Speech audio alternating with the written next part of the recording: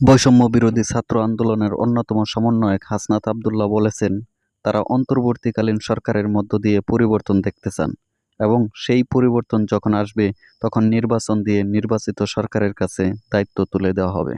রোববার বিকেলে চট্টগ্রামের লালদীঘি মাঠে এক সমাবেশে অন্তর্বর্তীকালীন সরকারের মেয়াদ নিয়ে বলতে গিয়ে তার এ মন্তব্য আসে। হাসনাত আবদুল্লাহ বলেন, সাংবাদিক ভাইরা আমাদের প্রশ্ন করেন, এ অন্তর্বর্তীকালীন সরকার কতদিন থাকবে?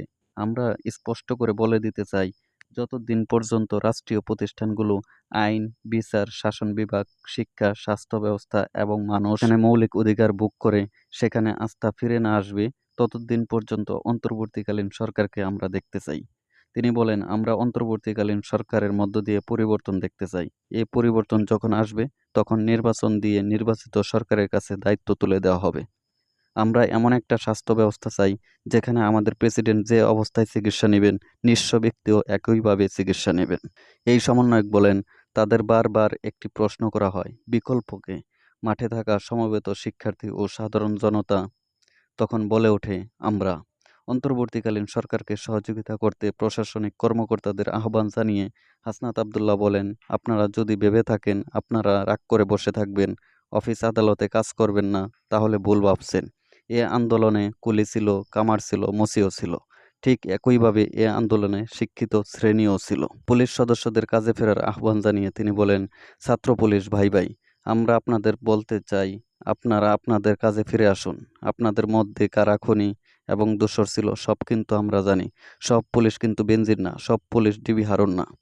আমার বাবা, আমার ভাই তারাও কিন্তু পুলিশ। সুতরাং পুলিশদের আমরা সহযোগিতা করব। রাষ্ট্র পুনর্গঠনের কাজে যারা এখন মাঠে রয়েছেন তাদের প্রতিপক্ষ না ভেবে সহযোগী ভেবে আমরা রাষ্ট্র পুনর্গঠনের কাজ এগিয়ে নেব। পুলিশকে কাজে ফেরার আহ্বান জানানোর পাশাপাশি হুঁশিয়ারি দিয়ে হাসনাত বলেন, পুলিশদের আমরা একটা বার্তা দিতে চাই, বেনজির কিন্তু দেশে থাকতে পারে নাই, ডিবি হারুন পারে নাই। সুতরাং আপনারা যদি কর্মমুখী না হন, ক্ষমতামুখী হন, আপনাদের পরিণত বেনজির হারুনের মতো হবে। তিনি বলেন, পুলিশের সাথে কোনো বিভেদ নাই, আপনারা আবার রাস্তায় ফিরে এসে আমাদের নিরাপত্তা নিশ্চিত করুন। আমরা আপনাদের আশ্বস্ত করছি, রাষ্ট্র পুনর্গঠনের কাজে আমরা আপনাদের সহযোগী হিসেবে সবসময় সাথে থাকব। শিক্ষার্থীদের ঐক্যে বিভেদ সৃষ্টির শঙ্কা প্রকাশ করে সবাইকে সতর্ক থাকার আহ্বান জানান বৈষম্য বিরোধী ছাত্র আন্দোলনের এর সমন্বয়ক। তিনি বলেন, সংকটকালে আমরা ঐক্যবদ্ধ হয়েছিলাম, এখন রাষ্ট্র পুনর্গঠনের সময় আমাদের একসাথে থাকতে হবে।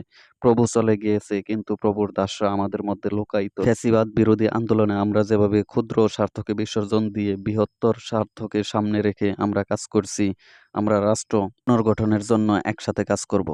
এদিকে সরকার পতনের পর শিক্ষার্থীদের আন্দোলনকে পুঁজি করে একটি পক্ষের ফায়দা লুটার অভিযোগ করে তিনি বলেন, আপনারা জানেন, আন্দোলন পরবর্তী সময়ে আমাদের রাস্তাঘাটে কোনো পোস্টার ছিল না, অমুক দল তমুক দল ছিল না। এখন যদি রাস্তায় বের হন দেখবেন রাস্তায় পোস্টারে ভরে গেছে, শুধু ছবিগুলোর পরিবর্তন হয়েছে। আমাদের আন্দোলন হয়েছিল, সেটা হয়েছিল ফ্যাসিস্টদের বিরুদ্ধে, দুর্নীতি বৈষম্যের বিরুদ্ধে, সিন্ডিকেটের বিরুদ্ধে।